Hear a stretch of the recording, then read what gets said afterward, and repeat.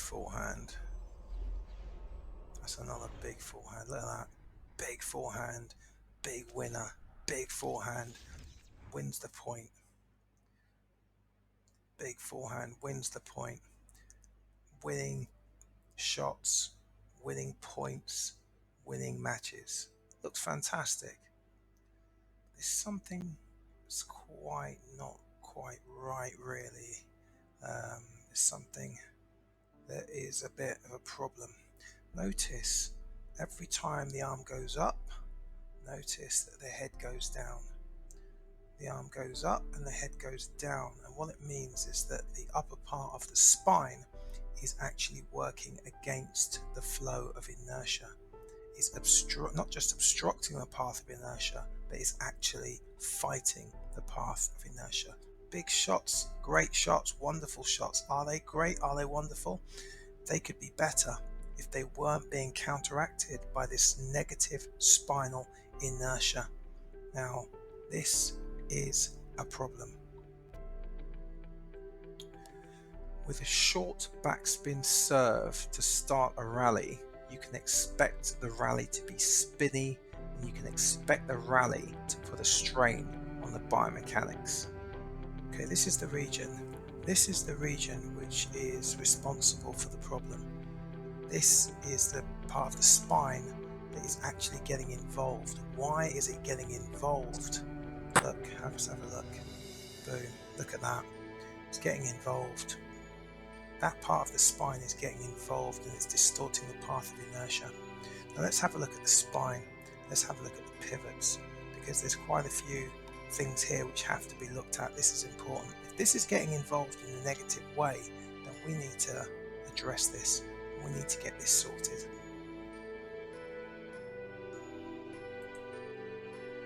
The area responsible for spinal inertia, negative spinal inertia, is here. Just this part of the spine. It's causing the head to go down, but it's actually part of what's known as the acromioclavicular complex, because it's actually the clavicle. Can you see that? The clavicle region there. So this shoulder, which is at the end of the clavicle, and this shoulder are part of the acromioclavicular complex. They all move together. So when you see someone's head going down like that, it's because the shoulder is being engaged. In other words, the way to stop doing it is to not use your shoulder. If you don't use your shoulder, how are you going to get any power? I'll show you how.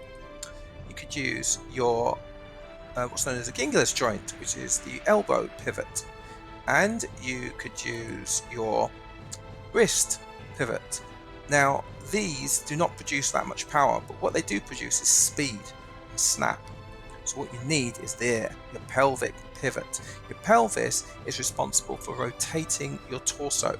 So the rotation of your torso, you should be perpendicular, using that as your power source, and then using these regions, which is your elbow joint and your radiocarpal, which is your wrist pivot and your elbow pivot, for the snap and the speed. And that is your problem solved, and that's your solution engaged. What you'll also notice is that when that shot was played, there was very little rotation. So you can see the pelvic pivot wasn't being used. Now look, in this instance, it is used. So it's quite a nice shot, nice little snake. But then look at that, great. My opponent is in a great position for a backhand, because look at how the spine is actually going to be raising as he hits that shot. See, brilliant shot. That's a fantastic backhand, and all that came about from look at that again. Came about from positive spinal inertia from my opponent. So here's another one. Now in this position, my opponent isn't actually lowering the spine enough, so that short backspin serve was just too low, too spinny to be dealt with. That's a lovely return, because that return did not involve negative spinal inertia. Look at that. So easy.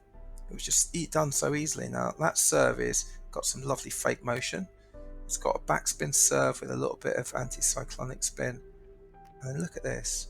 Have a look at this shot. there's a little bit more rotation there. So there's a nicer rotation and not much. There's a little bit of negative spinal inertia, but not that much.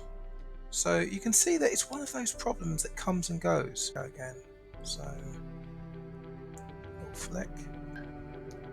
As you can see, a bit of fake movement. These short serves require very good spinal positioning. Now have a look at this position.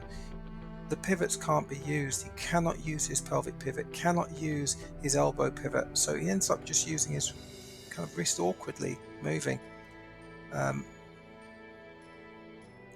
Here's a player that has a habit of, okay, now here, this player has a habit of positive spinal inertia. But look at this, ball comes in, all his pivots, none of his pivots can be used apart from his wrist pivot. Pelvic is engaged, he can't use his pivot, his pelvis, can't use his elbow, can't use his shoulder, doesn't want to use his shoulder. But can he use his wrist? It's very difficult to hit a ball with a wrist from there. So this is what happens when that ball comes over. It's very difficult because all the pivots are engaged. None of them could be used. None of them could be used. So what does the wrist do? Makes a mess of it. On its own, the wrist can't do that much. It has to have assistance. Now, here is where it can be a bit forgivable to use a little bit of negative spinal inertia. Look at the spine going against, and if you ever want a picture that depicts negative spinal inertia, there is your picture. Somehow, the ball manages to make the table, I think, in this shot. I think it does, yeah, it makes the table. But my opponent should finish this. Just rotate into that one. No, he's missed it. So you get away with it, and getting away with it can sometimes be a bad thing. I should have been punished for that shot because I was out of position. Now here is a reverse pendulum, and wasn't dealt with the right kind of. See, the spine is like a stage that prepares things for the performers, the pivots, the other pivots.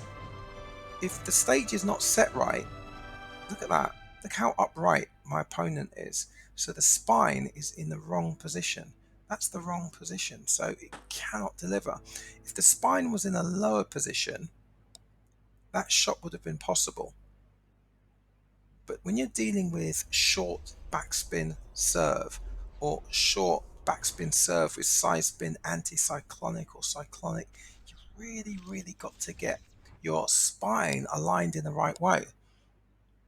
That was a particularly nice, wasn't the perfect shot, but that was quite a nice sort of forehand.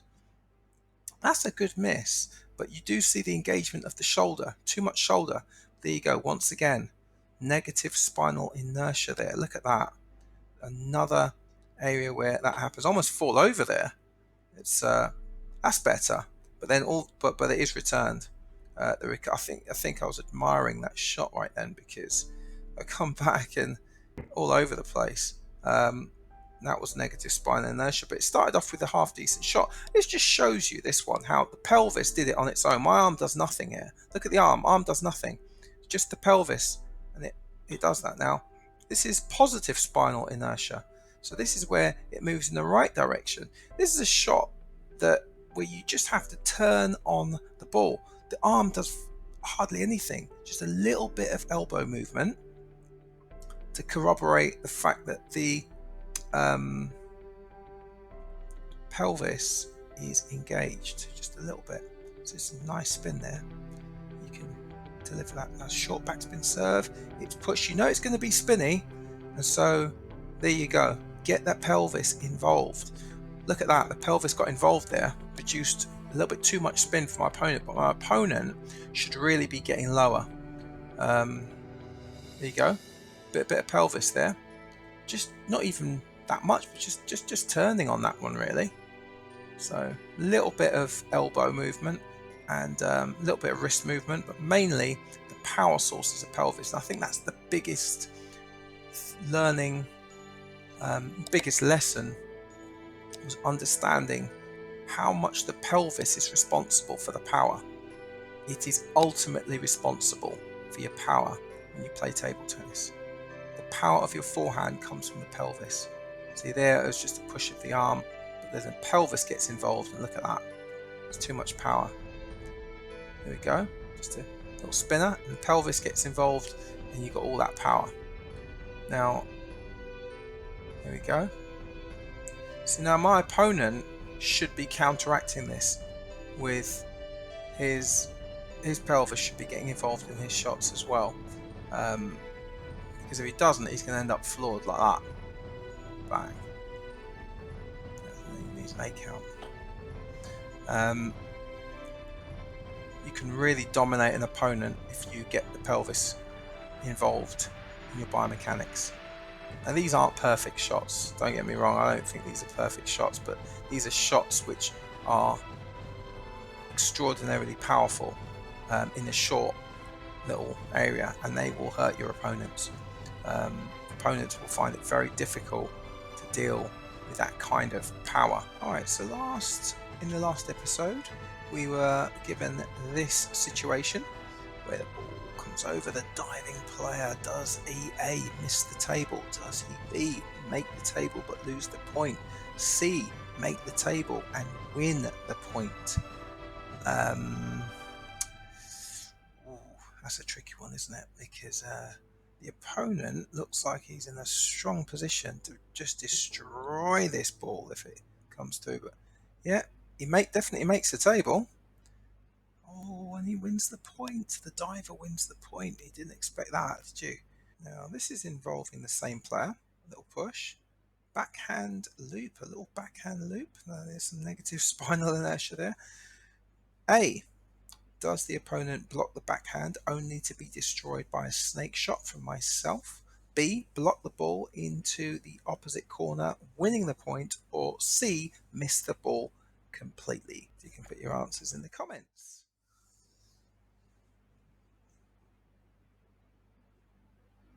Now, if you like these videos, then like these videos.